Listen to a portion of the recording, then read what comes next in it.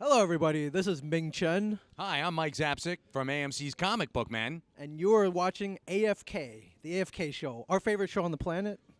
One of. One of. So you're watching the right show. Keep watching, and keep watching. And keep watching.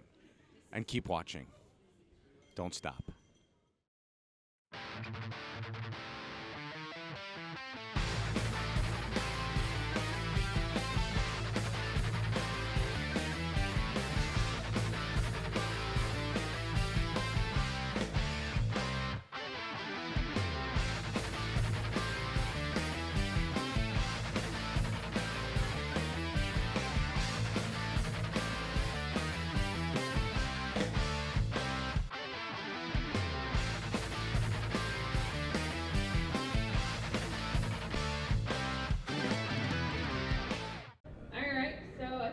Go ahead and get this going. His name is Rich Arons. He's a very nice guy. He worked on She-Ra, Princess of Power, and the WB's Animaniacs, which was the show I watched every chance I got growing up, especially since I only had broadcast and not cable or satellite. So I was very familiar with the show. All right, well, this is Rich Arons. He's fixing to head on out here, and let's get this going. Woo! Yeah! Thank you. You might want to just sit over here. Is that okay? Yeah. I'm all for that. And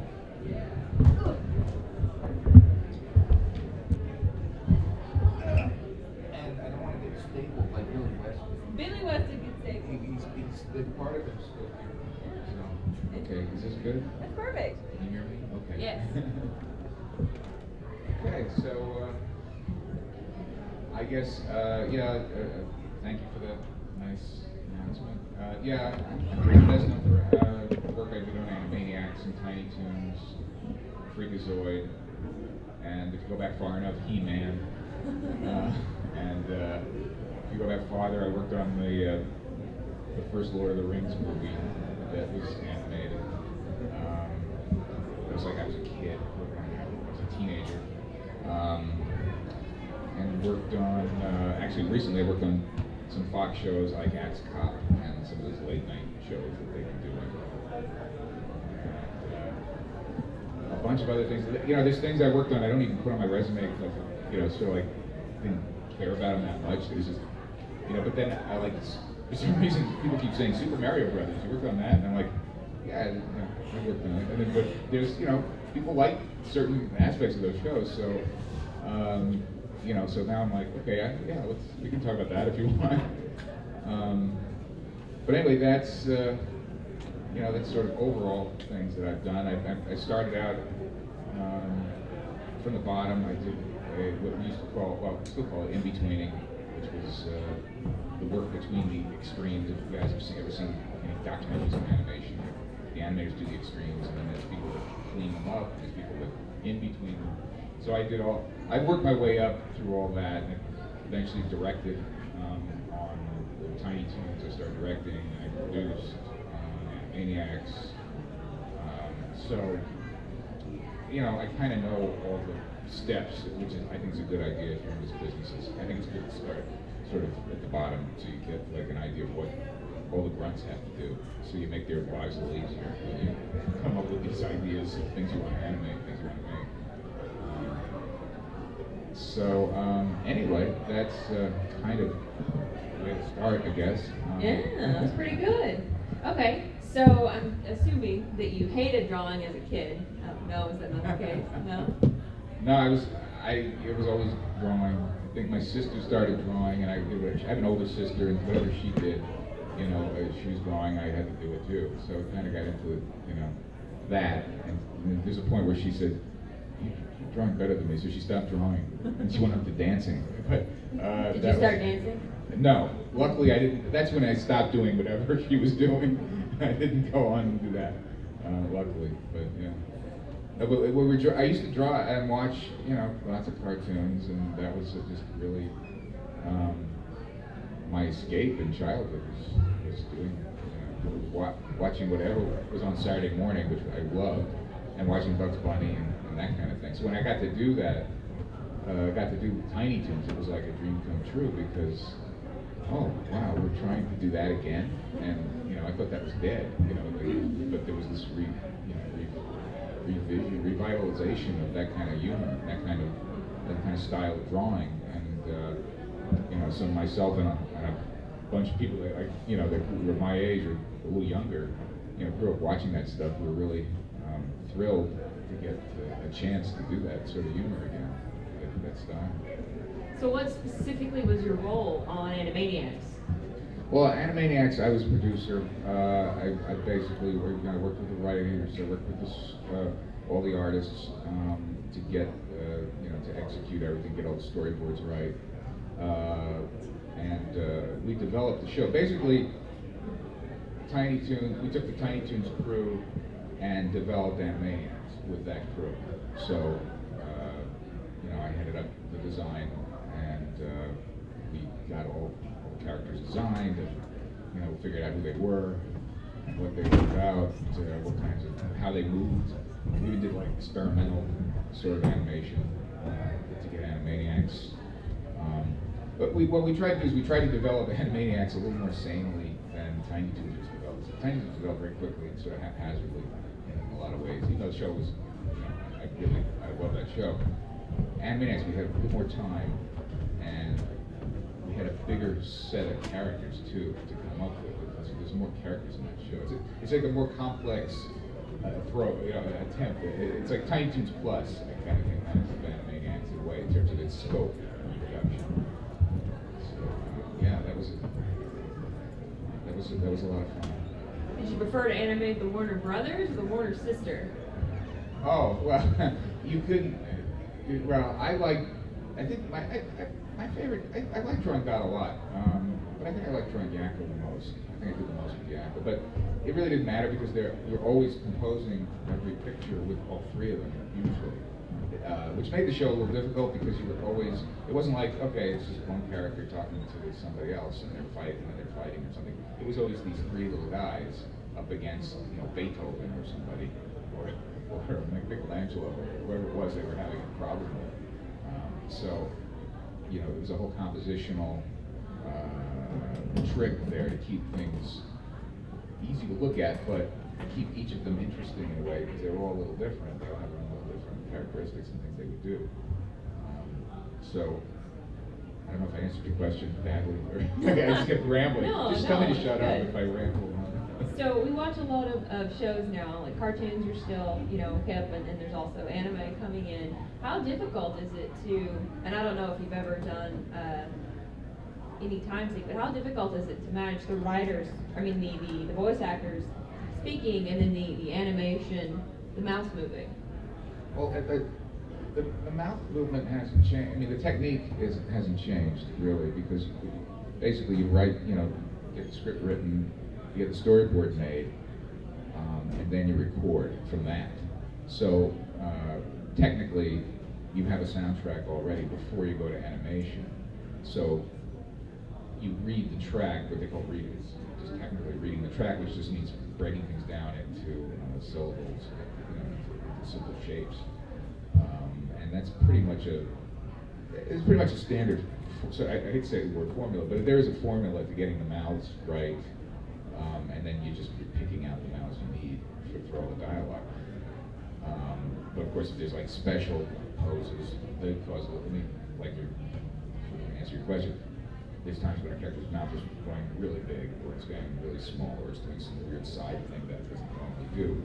So you have to make special mouths for those situations.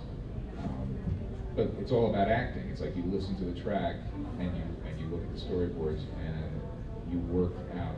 It's just pretty much like being an actor. You try to hit all of the track correctly, all the sounds correctly, all the emotion correctly. It's all about emotion and getting that across. Okay.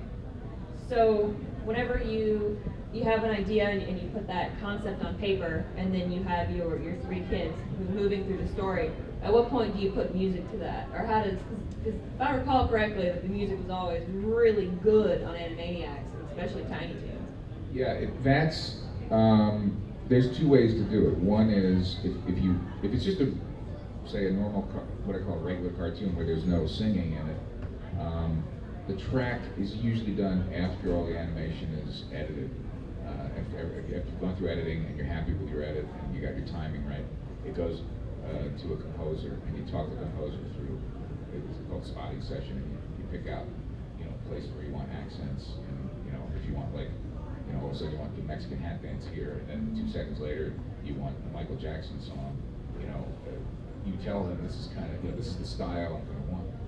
The other method is if you have a song that you're going to be lip syncing to and the character's going to be dancing to or whatever, then you record that song first, and we do something called a click track, where it may not even be the artist who's going to sing the song. It may just be the composer, just monotonely, in a monotone fashion, singing the words, and getting exactly the rhythm and everything of what it's going to be, and then we would animate to that. But most of the time we'll have the actual track, like if say Billy West is going to sing a song or somebody, we'll have them record that first before we animate it, so that we're going to hit every nuance in the song. All the lip syncs are going to be just perfect. Then there's also another thing where there's another way. Actually, there's the third thing that happens. Like if we have just a musical number where there's not going to be any singing, but we do want the characters to hit the beats and hit all the accents of, say, a classical piece, or it would be a new piece of music. We would just get that thing recorded, just the music done, or we may just have the composer do another click track for that. We call click track where he just has a metronome and he's just playing it on the piano, and we'll get a track so we can animate exactly that. And then later, when there's an orchestra, they will follow exactly all the music that was done, say, on the piano track. Of course, we got much more full. We used to have a 40-piece orchestra for Tiny Toons animating. Those were the days. It was a special time. Don't they still have orchestras this size working on like Family Guy? I think occasionally. I mean, I know because I have an uncle that worked on The Simpsons, and there was a Simpsons orchestra. He worked for 25 years on The Simpsons. What a great gig for a musician to have 25 years of work. But they had an orchestra for The Simpsons. Family Guy, I don't know the details. I don't know. I'm not sure if they have an orchestra for that. They may. But it's become increasingly smaller and smaller, these orchestras. Like by the time we did in the late 90s, we were only having a few people come in and play instruments, and they were, doing everything on the computer. Not everything, but a lot of it on the computer.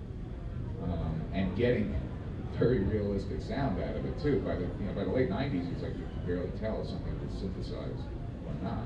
So now it's like almost impossible. That's why when you say, is there a Family Guy, they may be doing almost all of it in computer, with the exception of a few. They may bring in a violinist just to do one part of the track because they absolutely couldn't duplicate it.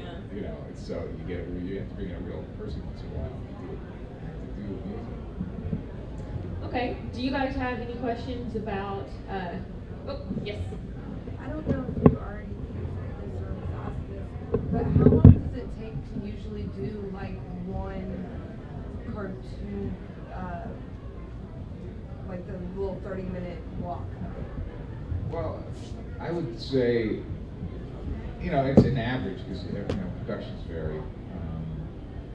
It would be something like a couple of months of pre-production, which pre-production is sort of scripting, voice talent, voice recording, and storyboarding, design. I'd say a couple of months of that, maybe 2 months, and then a lot of times it takes like 14 weeks of in production.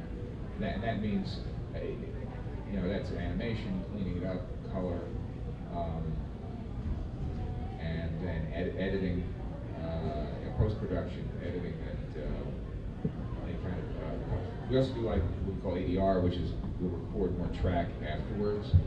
So like if there's like a gasp or something missing, or we just want to re-record the dialogue now because it's like not quite what the acting, it didn't quite work out with the way the drawings were. So like you bring in, say Billy West or somebody, he'll come in and he'll re-record, parts of what he did originally. So all that stuff, It's funny, yeah, you say like 14 weeks, but it could take a little longer, take a little less. And all these things are like happening at the same time. So you'll be in pre-production on one show. I mean, the way television works. You'll be in pre-production on one show. You're going to be in production on another episode, and then you'll be in post-production on another one. So it's this layering process. So you're always working on one aspect of the show, and then you're scripting the next one. You're scripting, you know. So it's really kind of crazy. Yeah. I don't know how it works. But if you would just say follow through a show, I'd say about 2 months of getting ready, and then maybe about 14 weeks, maybe 12 weeks of actual production. It takes about a year to make an episode of Adventure Time, and I think the same thing is definitely true for Simpsons. Adventure Time fan. So with the rise of Disney and all of its various cartoon networks, and then you have Cartoon Network, God bless it, it seems that there are fewer and fewer Saturday morning cartoons on broadcast. Today I was reading an article about it because I knew I was going to get to meet you, and they're expecting that the last broadcast station, which is free over the air, which is Fox, is going to end this year, and then they're going to have like live action stuff for kids, you know, live action, you know, reality children's shows that are acted out that. Right. What do you think led to this to happen, and how do others feel about it? Like, are y'all still getting work doing stuff on the cable side, the Netflix side? But it's interesting that they're moving away and doing more live action for the Saturday morning and for children in the afternoon, more live action like you said, but there seems to be like a boom in animation for like Netflix and Amazon, and even Fox, primetime Fox, there's Animation domination. Right, and I'm working for them. Oh, nice. Yeah, I'm working on a primetime show for them right now. So. Can you tell us anything about that? It was aired. There was a pilot aired. It was called Golan the Insatiable. There was a pilot aired during the year, so it's now getting. I guess Fox liked it, and they want to do like 30-minute, half-hour stories instead of just. We've done like a couple of 11. I shouldn't say a couple. There were probably about 4 or 5 11-minute shorts done of that show. So I think they're looking to fill up that nighttime, because Family Guy is like ending and things like that. So, or maybe not ending yet, but they're looking for some different stuff. That show's going forever now. Yeah. So Family Guy and the other, American Dad, all that stuff is it's been on for a long time. So I think they're looking to, more sort of sitcom-ish cartoon. I call those like sitcoms. They're more say traditional animation. So they're looking for more stuff like that. And so Golan was a pretty funny show. I think that's really put that in and see how it goes in the Sunday night prime time area. Because the other stuff we were doing Saturday night, like up against Saturday Night Live, was at 11 p.m. Axcot, a couple other shows that we did there. So they were sort of using those as a way to test it and see what people like. And now they want to start filling up with something like that. But to answer your question, it seems to be a lot of stuff because Amazon has plans to do. I just read they want to do 10 shows or something crazy. Amazon is trying to capture that premium TV show market. They haven't had their hit yet, but I really hope they get it because I'm an Amazon Prime subscriber, and I really like free. Yeah, I like that stuff. And then Yahoo On Demand just bought Community, and they have a new season coming. I just think that the transition to digital on demand content is interesting, and I love to watch it, even though I do work at a broadcast station, which is free over the air. Oh, I'm Cherokee Live. So it seems like a lot of cartoons are getting made for adults. 18 plus, because you have Adult Swim, which I love. You have animation domination. South Park's been around for a while, but it's still fresh and awesome. I guess, is there a difference when you're working with the show for target audiences kids versus the target audiences people like me in their mid-20s, late 20s?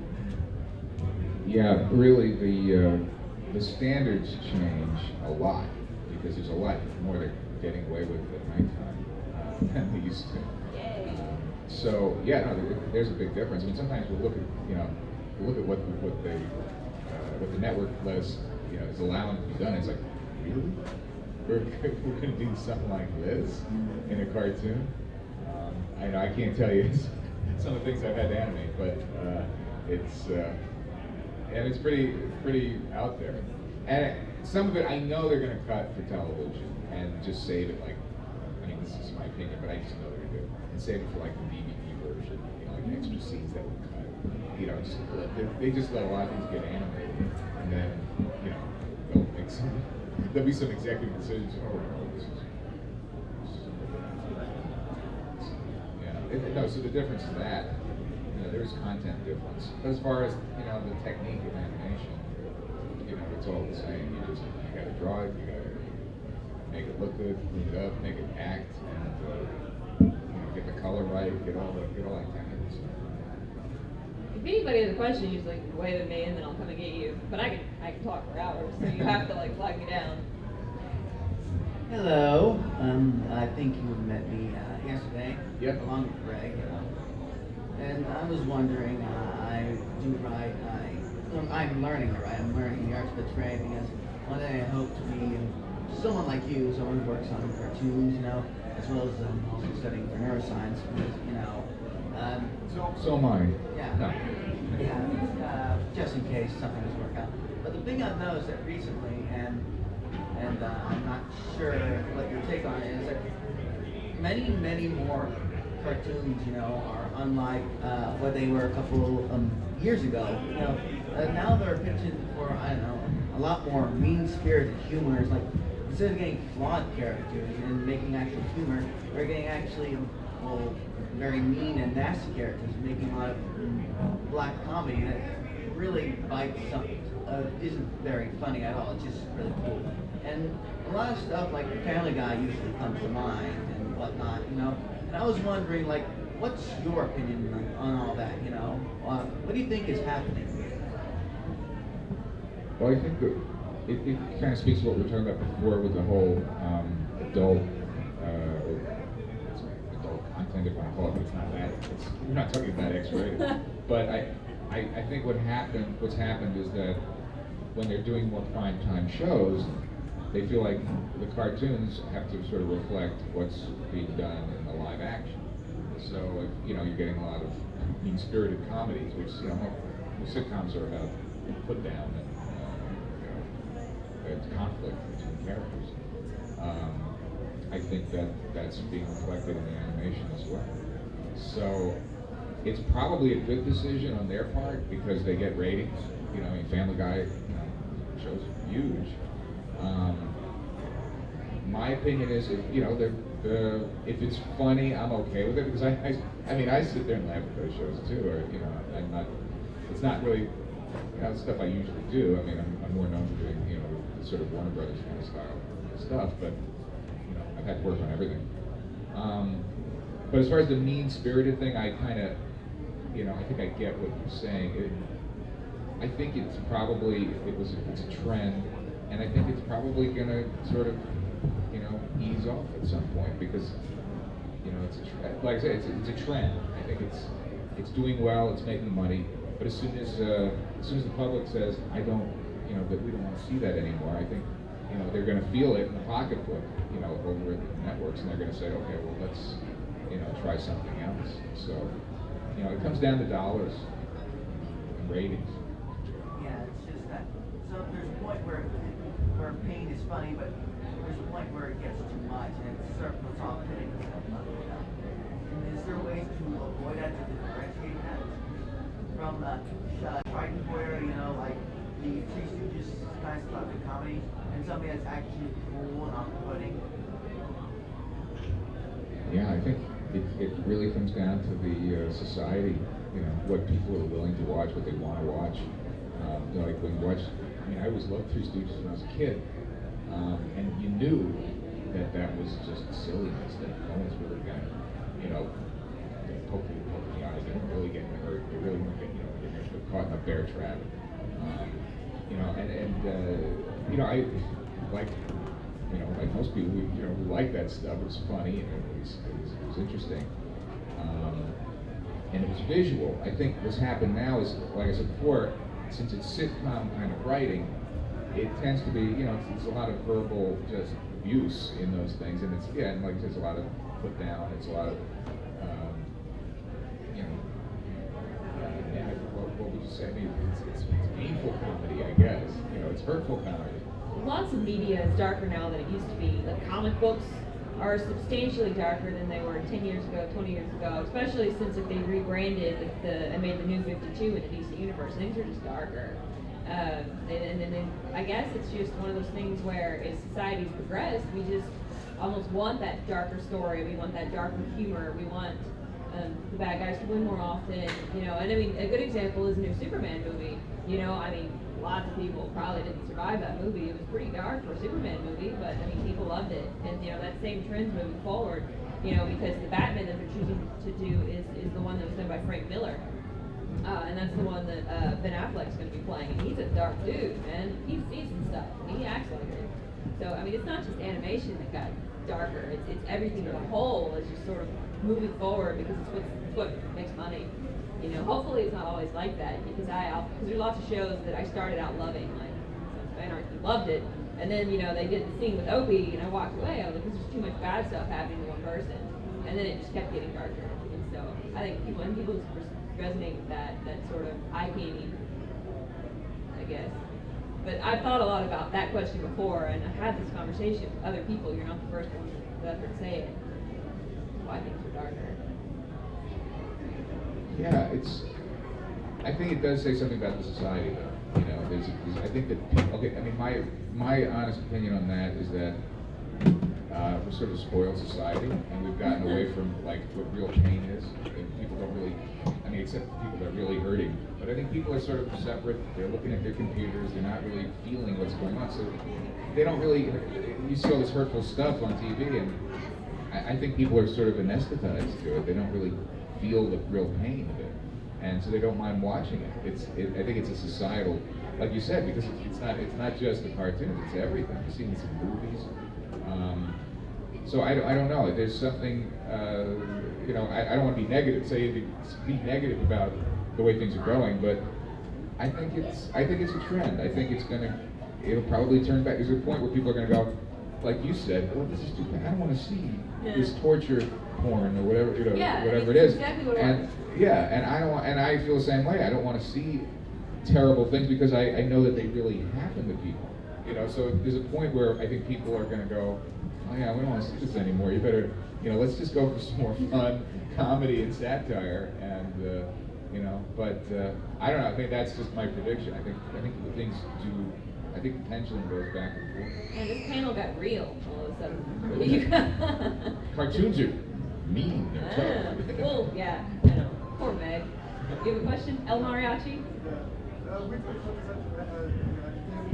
do you think in the 90s you got away with a lot more, dirty, pretty much like dirty humor? You actually think about it. You look at it now, it's like, oh, it's kind of nice. And look at it now, wow, they got away with a lot. Do you think the Central Point just said, well, okay, we didn't see that, we didn't catch it in time?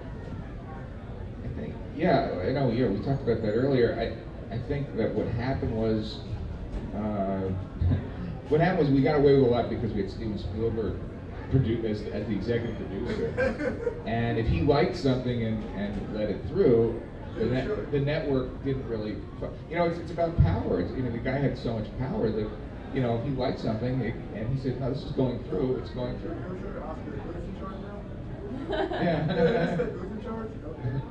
Yeah, so I think that had a lot to do with it. But then, Family Guy and those shows are pretty raunchy. For nighttime, but it's for nighttime, so you get away with it. But right. But like we were talking before, I mean, the layering of shows like Animaniacs, it's done. It's layered so that there's all this silly slapstick. It's pretty to look at. It's fun stuff. You're not seeing people getting mutilated or anything. And you throw in a few comments or something about prints or whatever. There was like something about fingerprints. Something about fingerprints, and then they throw prints in. It was It's amazing it got that got aired, but that's about the dirtiest joke I can remember from Animaniacs. But you know, it was done in a way that it was layered and it was sort of sweet, you know, and had those little things thrown in there. But I think it was fast too, fast jokes. So, you know, the censors didn't notice a lot of that stuff. So. Like Dora the Explorer teaches little kids, another morning, real morning for little kids. Little, right, the real young shows. Yeah. And we're talking about this too, but in Animaniacs, you taught kids the planets, and the states and capitals, the presidents, the language, the countries. You, look, I guess I don't speak for everybody, but you helped us remember some stuff. Some capitals, it made it fun. Thanks, that's great. Yeah, I mean, it wasn't just me, it was a group of guys working on it. You made it fun for us to actually learn it. Yeah, I thought that was... Instead of dumbing it down for us. Right. Well, that's it. I don't like cartoons that talk down to kids. I like the idea that you can, you know, put, like I said, put some knowledgeable stuff out there, but do it in a way that they'll enjoy it, a way they can sing about it. It's rhyming. It's a fun way to learn. Because I mean, school can be just awful, you know. And just to be able to, you know, come out and sing a little song about the planets or something, and now you know all the planets. You know, that's yeah, you know. So I really like that, because people come back and say that all the time. You know, oh, I learned all the countries because of, you know, the cartoon you guys did. You know, and that's really fun. You know, you hear that from a 30-year-old. You know, but they will always remember all the states or all the countries now. So, you know, maybe we should do that with algebra or something. You know, I don't want a song about algebra. I don't think I want that. Alrighty, well, we have time for a couple more questions. If you guys if you have anything. We covered a lot of stuff. I don't know. The human language one, and my training started with that one. Oh, okay. That one Sorry. The math part, that's really when it started. So what are you working on now? I got to see a little bit of your new animated robot series. Oh, yes. Lots of smashing. Yes, I have I have a new cartoon called Two Stupid Robots that it's going to be on Stan Lee's World of Heroes channel. Right now it's on my YouTube channel. It's going to be on his channel. So I actually have some comic strips, but it's like a fully animated cartoon. It's about two robots. It's very much a Terminator sort of future where, you know, all the humans have been killed and there's only robots left. And this is you know, this is sort of a dark concept, but this is like, what would we're in the future, there's only robots, what cartoons do the robots watch? So it's like very sort of silly slapstick, a little bit of social commentary going on, but it's just sort of fun cartoons that killer robots would like to see. So that's my latest, my personal project, aside from just working all day at ADHD. But the other thing, this is from last year actually. I did a book on how to draw, how to animate for students, because when I started doing these conventions, I get those questions all the time. Well, how do you animate? Well, it's like the question here, you know, how long does it take to do a cartoon, or how, you know, what goes into it? How do you start? So I figured, you know what? I'm just gonna take the. You know, it's good. Just because I was getting tired of saying the same thing over and over again. No, that's not it. I mean, I wanted to put together a book of how, just a very simple, direct language approach to, you know, how to approach drawing, how to approach design for cartoons, in a way that it's not style specific, because, you know, you watch Family Guy or you watch Animaniacs or you watch South. They're all different looking shows, but underneath the skin, all the characters have to have certain construction. They have to have certain design sense in order to be able to animate them in three-dimensional space. And, you know, that's what I like to say. So I put together a book on that and some videos. And then the other thing which started me on doing conventions like 3 years ago, was I had a book called Turby the Turtle Duck, and I went out to just promote it at conventions. So that's I brought all those. So that, in a nutshell, that's what I'm working on right now. Alrighty, so you guys can go see Rich later on at his booth. if you have any other questions for him, or if you just want to, hug it out, I guess. Right. Let's see, 1 o'clock, we're going to have the Anna Hutchinson Q&A. She was from Spartacus, the final season, and she was also in Joss Whedon's Cabin in the Woods. And so you'll be able to really talk to her about him, which I can't wait to do because I love that man. And currently she does stuff with like Charlie Sheen on anger management. So she's got a lot of really cool stories. She's a really cool lady. In March, the next convention is going to be the 20th through the 22nd. It's going to be in the Coliseum, right over Chair. So far, the first confirmed celebrity they have is WWE's Goldberg, who is a icon in the wrestling world. And all right, I think that's it. So awesome! Yay!